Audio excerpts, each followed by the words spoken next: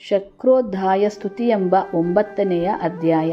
ಇಂದ್ರನೇ ಮೊದಲಾದ ದೇವತೆಗಳು ಅತ್ಯಂತ ಸಂತೋಷಗೊಂಡು ವೇದ ಮಂತ್ರಗಳಿಂದ ಮಹಾಲಕ್ಷ್ಮಿಯನ್ನು ಸ್ತುತಿಸುತ್ತಿದ್ದು, ಇಂದಿರಂ ಮೊದಲಾದವರು ಹರು ಶಿಂದ ವೇದಾಂತ ಪ್ರಮಾಣದಲ್ಲಂದು ಸ್ತುತಿ ಮಾಡಿದ್ದರು. ಮಹಾಲಕ್ಷ್ಮಿಯನ್ನು ನಲುವಿನಲ್ಲಿ ಮಹಿಷಾಸುರನನ್ನು ಭೂಮಿಯ ಮೇಲೆ ಬಿದ್ದುದನ್ನು ಕಂಡು ಇಂದ್ರನೇ ಮೊದಲಾದ ದೇವತೆಗಳು ಪರದೇವತೆಯನ್ನು ನೋಡಿ ಕೈಮುಗಿದು ಆನಂದ ಬಾಷ್ಪಗಳನ್ನು ಸುರಿಸುತ್ತಾ, ಕರುಣಾಮಯಿ ದೇವಿ ಭಕ್ತದೀನೆ ಎಂದು ವೇದ ಮಂತ್ರಗಳಿಂದ ಆಕೆಯನ್ನು ಸ್ತುತಿಸತೊಡಗಿದ್ದರು. ತಾಯೇ, ನಿನ್ನಿಂದ ಹುಟ್ಟಿದ ತ್ರಿಗುಣಗಳಿಂದ ಹರಿಹರ ಬ್ರಹ್ಮರು ಜನಿಸಿದ್ದರು. ಅವರು ನಿನ್ನ ಚರಣದ ಅಣುರೇಣುವಿನ ಮಾತ್ರದಿಂದಲೇ ಜಗತ್ತನ್ನು ಪಾಲಿಸುತ್ತಿದ್ದಾರೆ. ಈ ದೇವಾದಿ ದೇವತೆಗಳೆಲ್ಲರೂ ನಿನ್ನ ಸ್ತೋತ್ರದ ಬೊಂಬೆಗಳು. ಸರ್ವಜೀವರು ನಿನ್ನ ಸೂತ್ರದ ಅಧೀನವೇ. ನಿನ್ನ ಸೂತ್ರದಿಂದಲೇ ಈ ಜಗತ್ತು ಕೂಡ ನಡೆಯುತ್ತಿರುವುದು. ಈ ಜೀವರು, ಶಿವರು, ನಾನಾ ತತ್ವಗಳು, ವ್ಯವಹಾರ, ಚೇತನ ಇವೆಲ್ಲವೂ ನಿನ್ನ ತೇಜಸ್ಸುಗಳೇ ಅಲ್ಲವೇ? ತಾಯೇ, ಸರ್ವವೂ ನೀನೇ ಆಗಿರುವೆ. ನಾನು ಗುಣಗಳು, ಚೇಷ್ಟೆಗಳು, ನಾನಾ ಕ್ರಿಮಿಗಳು, ಪಶುಗಳು, ನಾನಾ ಸಂಶಯಗಳು, ನಾನಾ ಅರ್ಥಗಳು, ನಾನಾ ಭಕ್ತಿಗಳು, ನಾನಾ ಮಾತುಗಳು, ನಾನಾ ಜಾತಿಗಳು ನೀನೇ ಆಗಿರುವೆ. ಗಂಡು ಹೆಂಡಿರು ನೀನೇ, ಮಕ್ಕಳು ಎಂಬುದು ನೀನೇ, ನೆಂಟರು ಸ್ನೇಹಿತರು ಎಲ್ಲ ನೀನೇ. ಈ ಮದುವೆ ಮುಂಜಿಗಳೆಲ್ಲ ನಿನ್ನದೇ. ಈ ಕರ್ಮವೆಲ್ಲವೂ ಸ್ವಯಂ ನೀನೇ. ಈಹ ಪರಗಳೆಲ್ಲವೂ ನೀನೇ. ಚಲಿಸುತ್ತಿರುವ ಗಾಳಿ, ಹರಿಯುವ ಜಲ, ಉರಿಯುವ ಅಗ್ನಿ, ಆಕಾಶ ಎಲ್ಲವೂ ನೀನೇ. ತಾಯೇ, ನಾವು ಮೂರ್ಖರು, ನೀನು ಜ್ಞಾನಿಯಾಗಿರುವೆ. ನೀನೇ ಸರ್ವ ಸಾಕ್ಷಿಯೂ ಸರ್ವವೂ ಆಗಿರುವೆ. ಮಹಾತಾಯೇ, ಜಗದಾಂಬೆ, ಸುಡದಿರುವ, ನೆನೆಯದಿರುವ, ಕರಗದಿರುವ, ಸಡಲಿ ಹೋಗದ, ಹೊರಗೂ ಒಳಗೂ ಬೆಳ್ಳನೆಯ ಕಿಡಿ ತುಂಬಿದ, ಅದರಲ್ಲಿ ಅನಂತ ಅಂಶದಲ್ಲಿ ಒಂದು ಕಿಡಿ ಅಂಶ ಮಾತ್ರ ತೇಜವನ್ನು ಹೊಂದಿಯೇ ಅಗ್ನಿ, ರವಿ, ಶಶಿಗಳು ಎಡಬಿಡದೆ ಹೊಳೆಯುತ್ತಿದ್ದಾರೆ. ಅಂಥ ತೇಜವೇ ನೀನು. ದೇವಿ, ಸರ್ವಸಾಕ್ಷಿ ನೀನು. ನೀನೇ ಸರ್ವಭೂತಗಳಲ್ಲಿಯೂ ನೆಲೆಸಿರುವೆ. ನೀನೇ ಸರ್ವಚೇತನ ಹಾಗೂ ಪಾದಗುಷ್ಟಗಳು ನೀನೇ. ಎಲ್ಲದಕ್ಕೂ ಕಾರಣಲಾದವಳು ನೀನೇ. ನೀನು ಸರ್ವಮುಖವಾಗಿರುವೆ. ಸರ್ವನಾಮವೂ ನೀನೇ ಆಗಿರುವೆ. ಮಹಾಲಕ್ಷ್ಮಿ, ನಿನ್ನ ಮಾಯೆಯಿಂದಲೇ ಈ ಜಗತ್ತು ಹುಟ್ಟುವುದು, ನಾಶವಾಗುವುದು. ಹರಿಹರ ಬ್ರಹ್ಮಾದಿಗಳು ನಿನ್ನ ಮಾಯೆಯಿಂದಲೇ ಹುಟ್ಟುವರು, ಅಡಗುವರು. ಹೀಗಿರುವಲ್ಲಿ ಮಹಿಷಾಸುರನು ಎಷ್ಟರವನು? ತಾಯೇ, ನೀನು ನಿರ್ಮಲವಾದ ಬ್ರಹ್ಮಳಾಗಿರುವೆ. ನಿನ್ನನ್ನು ನಂಬಿದ್ದವರನ್ನು ತಡೆದು ಬದುಕಲು ಯಾರಿಂದ ಸಾಧ್ಯ? ನೀನು ಯಾರ ಮೇಲೆ ಕೋಪಿತಳಾಗಿರುವೆಯೋ ಅಂಥವರನ್ನು ರಕ್ಷಿಸಲು ಯಾರಿಂದ ತಾನೇ ಸಾಧ್ಯವಾದೀತು? ಕಾಪಾಡಲು ಹಾಗೂ ಕೊಲ್ಲಲು ಎರಡಕ್ಕೂ ನೀನೇ ದೇವತೆಯಾಗಿರುವೆ.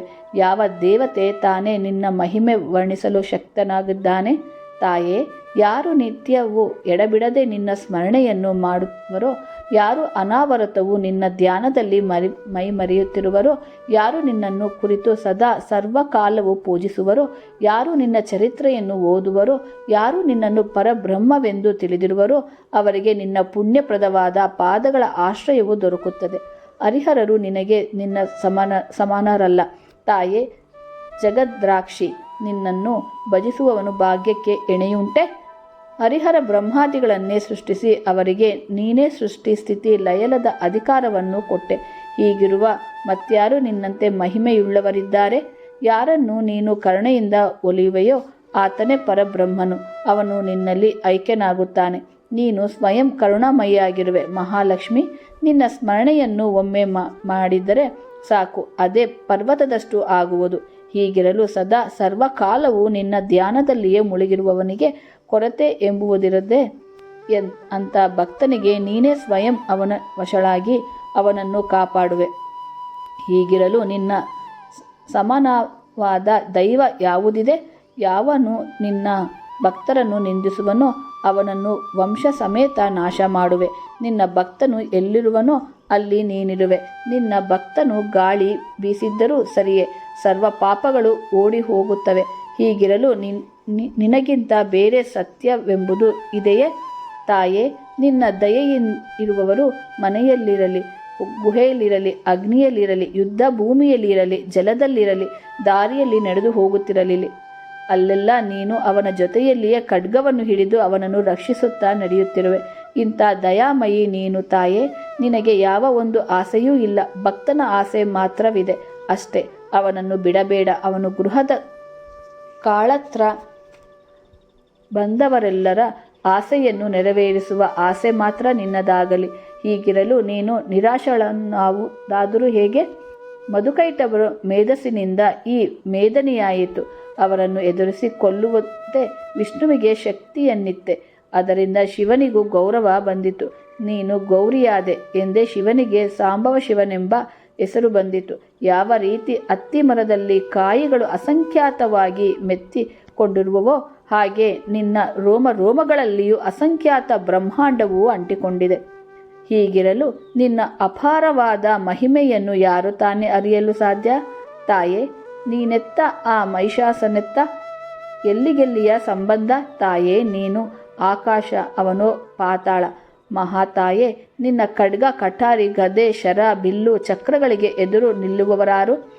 ನಿನ್ನ ಶೌರ್ಯಕ್ಕೆ ಹಾಗೂ ಉಗ್ರತ್ವಕ್ಕೆ ಈ ಜಗತ್ತಿನಲ್ಲಿ ಯಾರು ತಾನೇ ಎದುರು ನಿಲ್ಲುವರು? ನಿನ್ನನ್ನು ಸ್ಮರಿಸಿಯೇ ದೈತ್ಯರು ಇನ್ನೂ ಹೆದರಿ ಕಂಪಿಸುತ್ತಿದ್ದಾರೆ. ನೀನೇ ಈ ಜಗತ್ಗೆ ಕರ್ತಳು ಮಹಾಲಕ್ಷ್ಮಿ.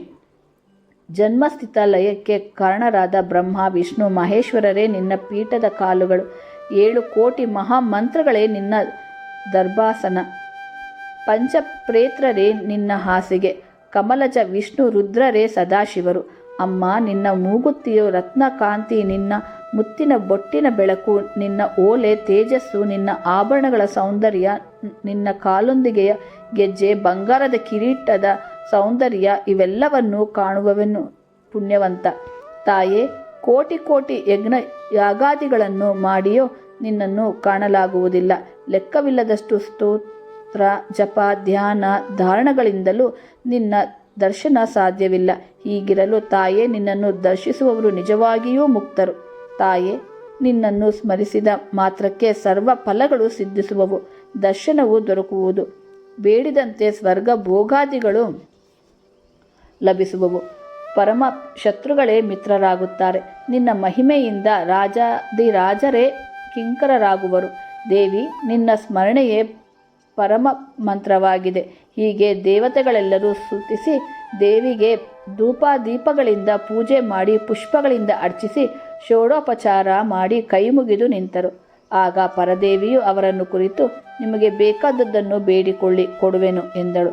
ಅದಕ್ಕೆ ದೇವತೆಗಳು ನಮಸ್ಕರಿಸಿ, ತಾಯೇ, ಮಹಿಷಾಸುರನು ನಾಶವಾದುದೇ ದೊಡ್ಡ ವರವು. ಅದೇ ನಮಗೆ ಸಂದಿತು. ಇನ್ನೇನು ತಾನೇ ಬೇಡುವೆವು ತಾಯೇ? ಜನರೆಲ್ಲರಿಗೂ ಶಾಶ್ವತವಾದ ಐಶ್ವರ್ಯ, ಸ್ತ್ರೀ ಸಂತತಿಗಳನ್ನು ಕೊಡುತ್ತಿರು ಎಂದು ಪ್ರಾರ್ಥಿಸಿದ್ದರು. ಇದನ್ನು ಕೇಳಿ ದೇವಿಯು ಹಾಗೆಯೇ ಆಗಲೆಂದು ನುಡಿದು ಒಡನೆ ಪಾರ್ವತಿಯ ದೇವಿಯಲ್ಲಿ ಐಕ್ಯಳಾದಳು. ವೃಷಭನೇ ಕೇಳು, ಅದು ಆಕೆಯ ಮಹಿಮೆ ಎಂದು ಅಷ್ಟಮೂರ್ತಿಗಳು ಒಡೆಯನು ನುಡಿದನು. ದೇವತೆಗಳೆಲ್ಲರೂ ಜೈಕಾರ ಮಾಡಿ ಹರಿಹರ ಬ್ರಹ್ಮಾದಿಗಳ ಆಜ್ಞೆಯನ್ನು ಪಡೆದು ಮಾತೆಯ ಚರಿತ್ರೆಯನ್ನು ನೆನೆಯುತ್ತಾ ತಮ್ಮ ತಮ್ಮ ಸ್ಥಾನಗಳಿಗೆ ಹೊರಟು ಚಿದಾನಂದಾತ್ಮ ಗುರುವರರನ್ನೂ ನೆನೆದರು. ಶಕ್ರೋದಯ ಸ್ತುತಿ ಎಂಬ 9ಮ ಅಧ್ಯಾಯವು